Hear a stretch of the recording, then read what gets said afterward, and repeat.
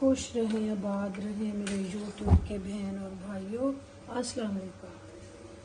तो मुझे लालच है कि अभी इस टाइम आग रहती है, मैंने कहा कि जल्दी से हांडी बना लो।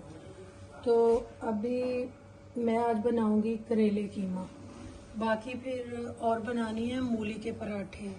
तो वो फिर पहले मैंने कहा ये फ्राई करके रख लूँ, ये वो बच्चे अभी सो रहे हैं तो फिर जैसे ही वो उठेंगे, क्योंकि वो तो ताज़ा ताज़ा जैसे जैसे उतारो बनाओ और इनके पेटों में डालो। तो ये मैंने डाल दिए करेले, ये फ्राई हो जाएंगे तो फिर ये इसको उतार के तो कीमे वगैरह का सिस्टम कर लेंगे। तो मुझे बात करनी थी, कल के मेरे व्लॉग के कमेंट में आया है, एक बहन ने पूछा है कि वो व्हाट गरम मसाला। बेसिकली गरम मसाला वो जगह का नाम है, जैसे किसी भी पार्क का नाम हो गया तो उसका भी एक ये नाम है गरम मसाला। ये असल में ये हमारा गांव है बहुत पुराना, तब हिंदू मुसलमान और सिख इधर इकट्ठे रहा करते थे, तो हमारे बुजुर्ग इधर बैठा करते थे उस टाइम।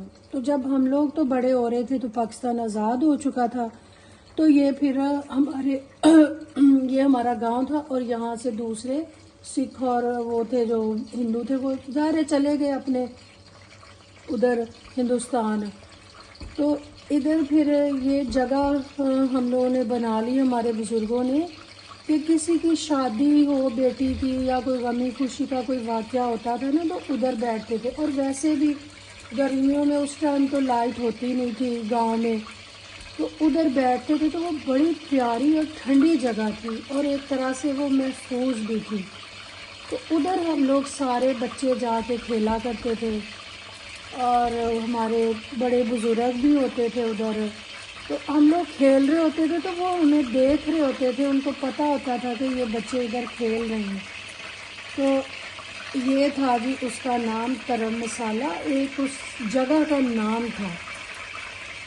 पता नहीं हिंदुओं ने रखा हुआ था या किसने रखा हुआ था, तो वो पुराना उसी नाम से वो चल रहा था। तो मुझे यकीन है कि अब आपको वो समझ आ गया होगा। तो ये देखें करेले फ्राई हो गए हैं, ये मैंने निकाल लिए हैं अलग बाउल में। तो अब इसमें जाएगा ये कीमे के लिए प्याज जाएगा, प्याज जाएगा,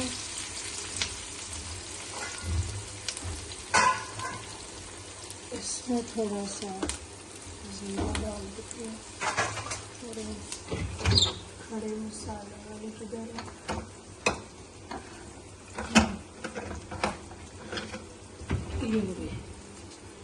तो ये इसमें एक ये बड़ी इलायची डाल देती हूँ, ये डाल देती हूँ, थोड़ी लौंग और काली मिर्चें।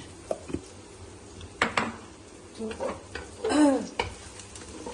ये तो कल का जो मैंने व्लॉग बनाया तो मेरे भाई हैं, कज़न है खालाजाद, उसने देख के मुझे फ़ोन सुबह किया कि जब मैं तुम्हारे पास आऊँगा तो मुझे ऐसी मछली खिलाओगी। तो मैंने कहा कि क्यों नहीं खिलाऊंगी, आप आए 100 दफ़ा आए, मैं आपको 100 दफ़ा ही ऐसी मछली बना के खिलाऊंगी ऑयल फ्री, क्योंकि वो थोड़ा सा उनका है मसला हार्ट का, तो वो इस तरह के खाने पसंद करते हैं। तो भाई शुक्रिया।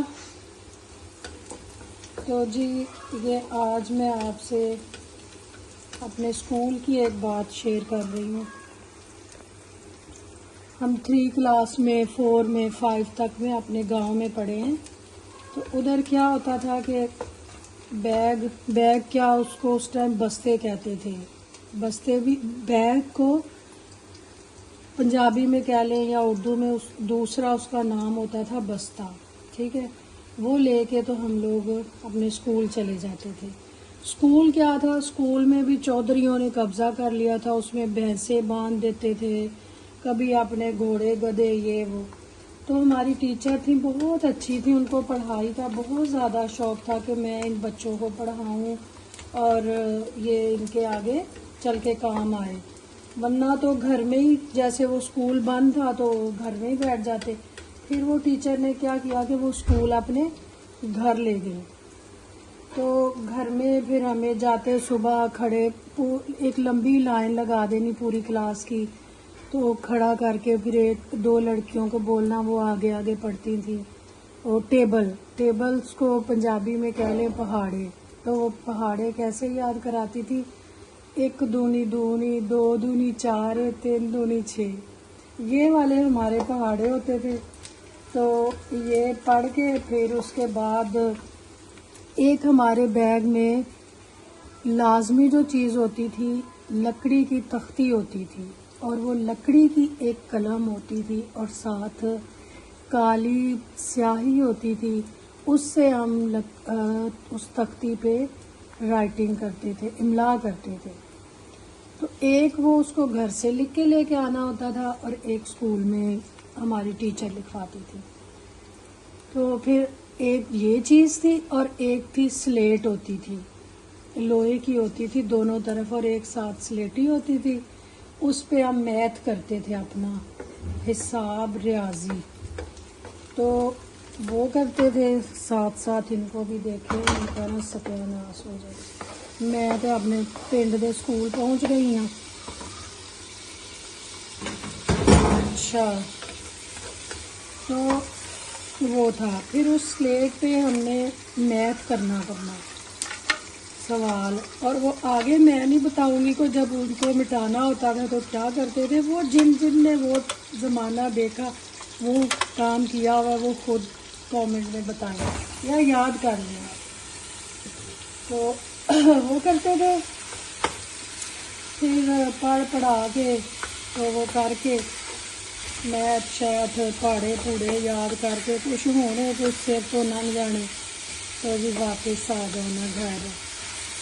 तो ये था हमारी मुझे अभी भी मेरी टीचर बहुत याद आती है। जब मैं अपने जाती हूँ तो मैं उनको अपने उस्ताद होने की नज़र से मैं मिलते आती हूँ। 1-2 दफ़ा गई हूँ, मैं जा नहीं सकी, वरना मैं हर दफ़ा जाके उनको मिलती हूँ।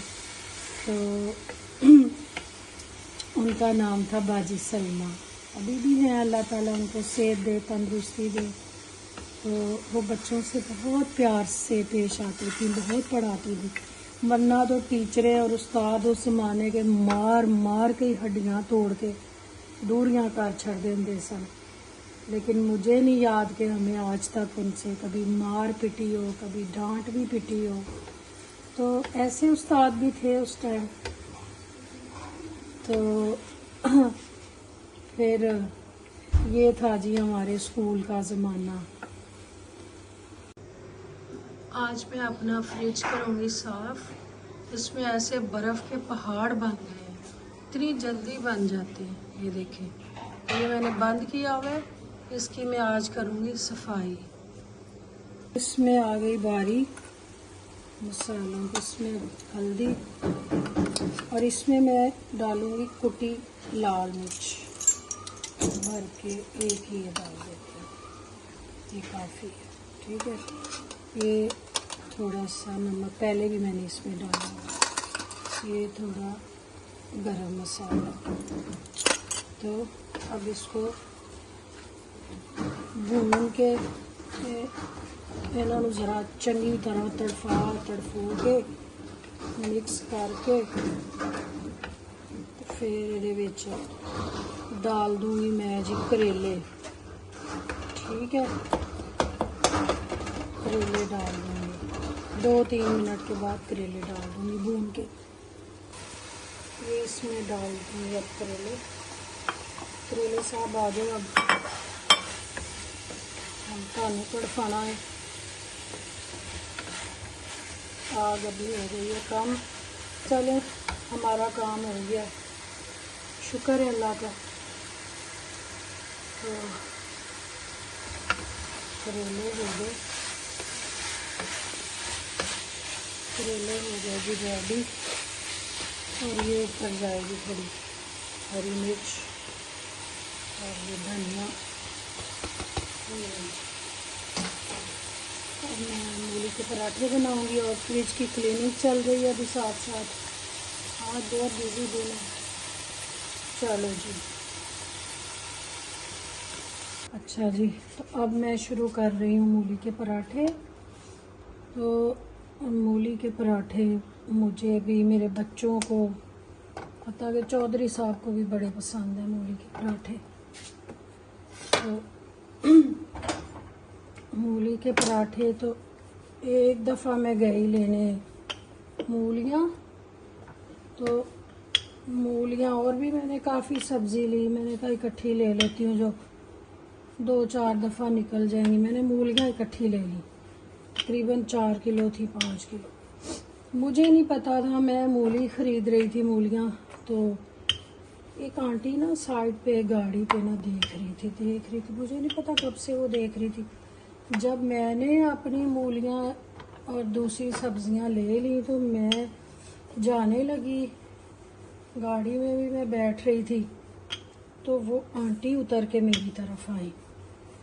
तो वो कहती हैं बेटा एक बात बताओ। मैंने कहा जी आंटी बोले। कहती है बेटा तू इस सही से मैनू दस, तू पंजाबा ने, तू पंजाबी है? मैं हस पई, मैं आख्या आंटी है तो पंजाबी हाँ, पर अरसा हो गया सिंध च रहिंदियां ते हुण असीं सिंधी पंजाबी हैं। तो ना कहती है, मैंने कहा क्यों आंटी आपने कैसे पहचाना है मुझे कि मैं पंजाबी हूँ? तो कहती है बेटा मैंने, जैसे तो मूलियाँ ले रही थी ना जिस क्वांटिटी में, तो मैंने उधर से पहचाना है कि ये जो है ना पंजाबी फैमिली से। तो मैं, ये बात थी जी ये मूलियों की। तो हम लोग, ज़ाहिर है सीज़न की हर सब्ज़ी अच्छी लगती है, और जब वो आए तो खानी भी चाहिए, हर चीज़ खानी चाहिए सीज़न की, उसी में ही हमारे लिए शिफा भी है और वो सेहत के लिए भी अच्छी रहती है। तो जी मूली के पराठे बनते तो कई तरह के हैं, कई स्टाइल से, कई ऐसे इधर से कट वड लगाती हैं, फिर उसको वो फोल्ड करके, वो भी मुझे आता है। लेकिन ये मैंने देखा है, मैंने अपनी अम्मी को ऐसे पकाते देखा है, मैंने अपनी दादी को भी ऐसे ही पकाते देखा है, तो मैं ऐसे ही बनाऊंगी। इस स्टाइल से भी मूली का पराठा बहुत अच्छा और गोल बनता है। मुझसे तो कभी फटा नहीं, आज का पता नहीं कि क्या होता है। तो ये देखें रेडी हो गया। और ये है जी देसी घी, इसी में ये असल में चीज़ें अच्छी लगती हैं ऐसी। तो ये ले जी, बिस्मिल्लाह, ये आ गया ऊपर, ये देखिए। तो ये मूली का पराठा है।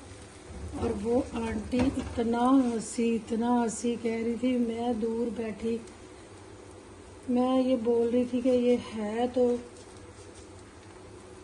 पंजाबी, जिस स्टाइल से ये मूलियाँ खरीद रही है और अब ये घर जाके मूलियों के पराठे बनाएगी। तो मैंने कहा कि आंटी कहा तो आपने सही है, मैंने इसीलिए मूलियाँ ली हैं कि मैं बच्चों के, असल में मेरे बच्चों के दोस्त भी होते हैं तो वो भी साथ होते हैं, हर रोज़ कभी किसी बेटे का दोस्त, कभी किसी का, फिर मैं उस हिसाब से चीज़ बनाती हूँ। तो मेरे बच्चों के दोस्त भी मेरे फ़ैन हैं। ये पराठे मूली के, आलू के, और भी जैसे रात का सालन गोभी आलू बनाए ना तो अक्सर बच जाता है, तो मैं तो वो भी उसमें नमक मिर्च और थोड़ी सी डाल के करके तो उसका भी पराठा मैं बना लेती हूँ, वो भी बहुत अच्छा लगता है और अच्छा बनता है। आप कभी बना के देखिएगा, नहीं बनाओ तो।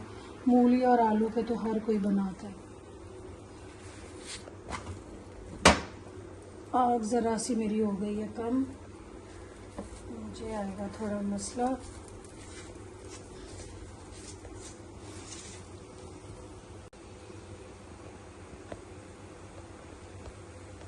चलें, ये माशाल्लाह से बन गया सही सलामत। ये देखें मूली का पराठा सही ऊपर से,